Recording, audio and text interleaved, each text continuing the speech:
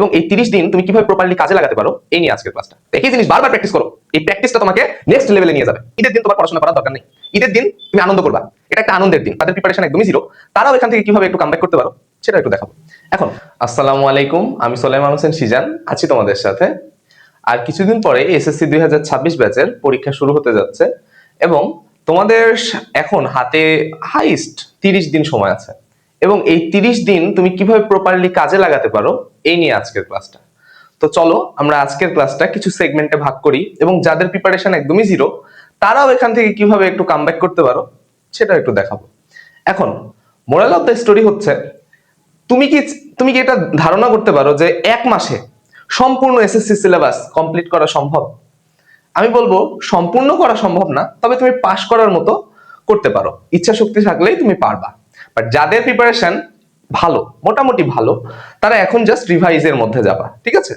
তো তোমার হাতে আমি ধরে নিলাম যে আজকে থেকে তোমার হাতে 30 ডেজ সময় আছে, ঠিক আছে?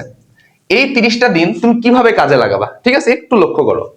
আমি বলবো এই 30 দিনের মধ্যে তোমাকে 3টা সেগমেন্টে ভাগ করতে হবে। কি বললাম? 3 সেগমেন্টে তুমি ভাগ করবা। প্রথম 7 দিন, প্রথম যে 7 দিন, এই 7 দিন তোমার যেগুলা গ্যাপ আছে সেগুলা গ্যাপ তুমি ফিল আপ করবা, ঠিক আছে? তোমার গ্যাপগুলা কি করবা? গ্যাপ পূরণ করবা। বুঝতে পারলা?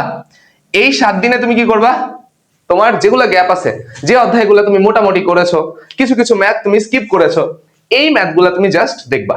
ওকে, এবার পরবর্তী 14 দিন, ঠিক আছে? পরবর্তী 14 দিন, এই 14 দিন তোমার কাজ কি হবে জানো? যে কোনো মডেল টেস্ট দেওয়া। তোমাকে মডেল টেস্ট মাস্ট বি দিতে হবে, যে কোনো মডেল টেস্ট। এই 14 দিন তুমি কি করবা? মডেল টেস্ট দিবা। যে কোনো, তুমি অনলাইন দিতে পারো, অফলাইন দিতে পারো, যে কোনো। তোমার হাতে যদি অফলাইনের সুযোগ থাকে, অফলাইন মডেল টেস্ট দেওয়ার যদি সুযোগ থাকে, তুমি অবশ্যই অফলাইন দিবা, কারণ পরীক্ষার যে এনভায়রনমেন্টটা দরকার সেটা তুমি অফলাইনেই পাবা, অনলাইনে সেটা ফিল করার কোনো ওয়ে নাই। ওকে, তাহলে তোমাকে অফলাইনে একটা মডেল টেস্ট দিতে হবে। এই মডেল টেস্ট দেওয়ার মাধ্যমে তুমি কিভাবে নিজেকে ইমপ্রুভ করবা, যে ভুলগুলা তোমার হচ্ছে, যে ভুলগুলা তুমি করছো, ওই ল্যাকিংস গুলা তুমি বাসায় এসে আবার ঠিক করবা। আমার কথা বুঝতে পারছো? এই ল্যাকিংস গুলো তোমাকে ঠিক করতে হবে, ঠিক আছে?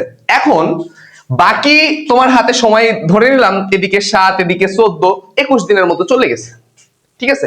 বাকি লাস্টের যে 5 দিন, লাস্টের 5 দিন তুমি হচ্ছে জাস্ট নিজেকে সময় দাও, লাস্টের 5 দিন, ঠিক আছে? এইভাবে তুমি ভাগ করো যে লাস্ট 5 ডেজ, এই সময়টা প্রথমে যে পরীক্ষা, এই পরীক্ষাটা তোমাকে ভালো দিতে হবে, যে পরীক্ষায় হোক। প্রথমে বাংলা প্রথম পত্র, তাই না? প্রথমে তোমাকে এই পরীক্ষাটা ভালো দিতে হবে, ফার্স্ট এক্সাম, ঠিক আছে? ফার্স্ট এক্সাম তোমাকে অবশ্যই ভালো দিতে হবে। তুমি যদি ফার্স্ট এক্সামটা ভালো না দাও, তোমার মধ্যে একটা ডিমোটিভেশন কাজ করবে, ঠিক আছে? যে আমার প্রথম পরীক্ষাটা খারাপ হয়েছে, আস্তে আস্তে সব পরীক্ষা খারাপ হবে, ঠিক আছে? আল্লাহ না করুক, তোমাকে প্রথম পরীক্ষা ভালো দিতে হবে। তাহলে প্রথমে কাজ কি হবে তোমার? এই 7 দিনে তোমার যা গ্যাপ আছে আজকে থেকে ধরে নাও, এই ঈদ তোমার জন্য ঈদ। তবে আমি একটা কথা বলবো, ঈদের দিন কেউ পড়াশোনা করবা না। তোমার যাই হয়ে যাক, যত বড়ই পরীক্ষা হোক না কেন, ঈদের দিন তোমার পড়াশোনা করার দরকার নেই। ঈদের দিন তুমি আনন্দ করবা, এটা একটা আনন্দের দিন, ঠিক আছে? সমগ্র মুসলিম জাতির জন্য এটা একটা আনন্দের দিন। এই দিনটা তোমাকে স্কিপ করতে হবে, এই দিনে কোনো পড়াশোনা না, ঠিক আছে? ওকে, তাহলে ঈদের দিন পড়াশোনা না, এই দিনে তুমি ফার্স্ট 7 ডেজ তুমি নিজের গ্যাপগুলা ফিল আপ করবা।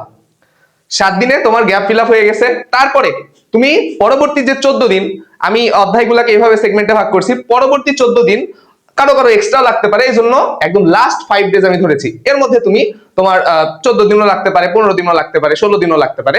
এই সময়টা তুমি মডেল টেস্ট দিবা, যে কোনো মডেল টেস্ট দিবা, নিজের গ্যাপগুলা ফিল আপ করবা, যেগুলো তুমি ভুল করছো ওগুলা ঠিক করবা, ঠিক আছে? এবং শেষ যে 5 দিন, প্রথম পরীক্ষা শুরু হওয়ার আগের 5 দিন তুমি জাস্ট প্রথম পরীক্ষার দিকে ফোকাস করবা, জাস্ট প্রথম পরীক্ষার দিকে ফোকাস করবা। প্রথম পরীক্ষা তোমার যদি ভালো হয়, যে কোনো পরীক্ষা যতই কঠিন পরীক্ষা হোক না কেন, তোমার মধ্যে একটা মোটিভেশন কাজ করবে যে আমি পারি। তোমার সব থেকে বেশি দরকার নিজেকে মোটিভেট করা। তুমি যদি ডিমোটিভেট হয়ে যাও তাহলে তোমার পরীক্ষা খারাপ হবে, ঠিক আছে?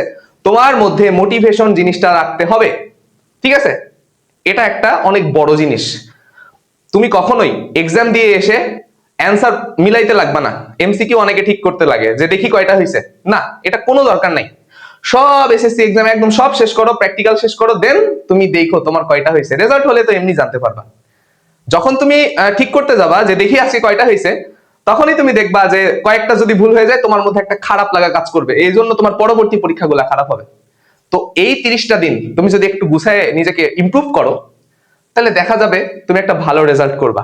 আমি কথা দিচ্ছি, তুমি যদি এইভাবে এই তোমার বাকি যে 30টা দিন আছে, এই 30টা দিনকে তুমি যদি একটু নিজের আয়ত্তে নিয়ে আসতে পারো এবং নিজের প্রতি নিজেকে কন্ট্রোল করে শেষ পর্যন্ত লেগে থাকতে পারো, আমি কথা দিচ্ছি যাদের অবস্থা একদম খারাপ তারা পাস করবা। আর যাদের অবস্থা মোটামুটি এভারেজ, যারা এভারেজ তারা এ প্লাস পাবা। শুধু এ প্লাস নয়, যে তোমরা যেটাকে বলো গোল্ডেন এ প্লাস, অর্থাৎ জিপিএ 5, জিপিএ 5.00, ইনশাআল্লাহ ইনশাআল্লাহ ইনশাআল্লাহ তোমরা পাবা। ঠিক আছে, ইনশাআল্লাহ। আমি দোয়া করি সবাই একটা ভালো রেজাল্ট করো, তোমার বাবা মার মুখে হাসি ফোটাও, এবং দিন শেষে শেষ হাসিটা তুমিই হাসবা যারা পরিশ্রমী। ঠিক আছে, আরো একটা বিষয়, বাসায় পড়ো, ক্লাস করো, বাট নিজের প্র্যাকটিসটা করো না। এই প্র্যাকটিসটা মাস্ট। বিশ্বাস করো, আমি তোমাকে যদি পড়ায় পড়ায় ঘুলায় খাওয়াইয়ে দিই, যদি তুমি প্র্যাকটিস না করো কিচ্ছু হবে না। তুমি পরীক্ষাতে যে দেখতে পাবা যে এই প্রশ্নটা ক্লাসে তো ভাইয়া করাইছে, বাট তুমি অ্যান্সার করতে পারো না। কেন? কারণ তুমি সেটা প্র্যাকটিস করোনি বেশি করে। একই জিনিস তুমি যতই পারো ওটা 5 বার করো, 10 বার করো, প্র্যাকটিস করতেই থাকো। একই জিনিস, পারা জিনিস বারবার করো। পারা জিনিস ভুল করে আসলেই তো তুমি পেছাবা। ঠিক আছে, তো একই জিনিস বারবার প্র্যাকটিস করো। এই প্র্যাকটিসটা তোমাকে নেক্সট লেভেলে নিয়ে যাবে। বুঝতে পারছো? তো সবাই ভালোভাবে পড়াশোনা করো, এই 30টা দিনকে প্রপারলি কাজে লাগাও, এবং শেষ হাসিটা তুমিই হাসবা। তো আজকে এ পর্যন্তই। সবাই ভালো থাকো, সুস্থ থাকো এবং ভালোভাবে পড়াশোনা করো। সবাইকে ঈদ মোবারক। আসসালামু আলাইকুম।